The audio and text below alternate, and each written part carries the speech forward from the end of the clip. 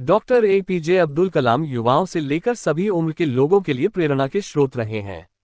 Doctor APJ Abdul Kalam का बचपन बड़ी कठिनाइयों, चुनौतीपूर्ण और संघर्षों भरा रहा था। विपरीत परिस्थितियों के बावजूद डॉक्टर एपीजे अब्दुल कलाम ने अपने सपनों को पूरा किया। भारत को परमाणु संपन्न देश बनाया और वर्ष 2002 में देश के 11वें राष्ट्रपति बने।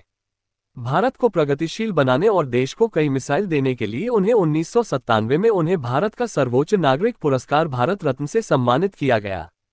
इसके अलावा उन्हें पद्म भूषण और पद्म विभूषण समेत कई पुरस्कार प्रदान किए गया। आज हम सब यहाँ दुनिया के सबसे महान वैज्ञानिक और भारत के पूर्व राष्ट्रपति डॉक्टर एपीजे अब्दुल कलाम की जयंती के अवसर पर उपस्थित हुए हैं। डॉक्टर एपीजे अब्दुल कलाम का पूरा नाम अबुल पकीर ज़ैनुलआबदीन अब्दुल कलाम था। बहुत कम लोग उन्हें उनके पूरे नाम से जानते हैं क्योंकि उन्हें ज्यादातर भारत के मिसाइल मैन और पीपुल्स प्रेसिडेंट के रूप में संबोधित किया जाता था। उनका जन्म 15 अक्टूबर 1931 को रामेश्वरम में एक बेहद गरीब परिवार में हुआ था। बचपन से ही उन्हें रॉकेट उड़ाने का शौक था। कलाम को बचपन से ही यह जानने की उत्सुकता थी कि पक्षी हवा में कैसे उड़ते हैं।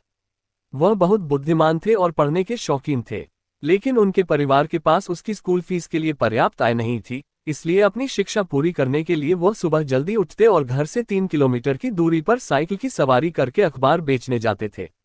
उन्होंने सेंट जोसेफ कॉलेज तिरुचिरापल्ली में एडमिशन लिया और 1954 में भौतिकी में डिग्री पूरी की। इसके बाद उन्होंने मद्रास इंस्टीट्यूट ऑफ टेक्नोलॉजी में अध्ययन किया और 1955 में वैमानिकी इंजीनियरिंग में स्नातक की उपाधि प्राप्त की। बचपन से डॉक्टर अब्दुल कलाम चाहते थे कि वह पायलट बने, लेकिन वह अपने सपने को साकार नहीं कर सके। उन्होंने अपनी गलतियों से सीखा और अपने जीवन में कई उपलब्धियां हासिल की। अपनी डिग्री पूरी करने के बाद अब्दुल कलाम भारत के रक्षा विभाग से जुड़े। वह भारत की परमाणु क्षमताओं के निर्माण में प्रमुख शख्सियतों में से एक रहे हैं। एपीजे अब्दुल कलाम को 1992 में भारतीय रक्षा मंत्रालय में तकनीकी सलाहकार के रूप में नियुक्त किया गया था, जिसके बाद उन्होंने देश के सबसे बड़े संगठन डीआरडीओ और इसरो के साथ काम किया। 1998 में सफल परमाणु परीक्षणों के लिए एक राष्ट्रीय नायक माने जाने वाले उसी वर्ष पोखरण में उनकी देखरेख में दूसरा सफल परमाणु परीक्षण किया गया, जिसके बाद भारत को परमाणु शक्ति संपन्न राष्ट्रों की सूची में शामिल किया गया। अब्दुल कलाम एक वैज्ञानिक के रूप में भारत में सभी अंतरिक्ष कार्यक्रमों और विकास कार्यक्रमों में सक्रिय रहे हैं। भारत की अग्नि मिसाइल के विकास के लिए कलाम को मिसाइल मैन कहा जाता था। अब्दुल कलाम ने एक विशेष तकनीकी और वैज्ञानिक योगदान दिया, जिसके लिए उन्हें भारत के सर्वोच्च सम्मान भारत रत्न के साथ साथ पद्म भूषण, पद्म विभूषण आदि से सम्मानित किया गया। उसी के लिए दुनिया के 30 से अधिक विश्वविद्यालयों द्वारा डॉक्टरेट की मानद उपाधि से भी सम्मानित किया गया।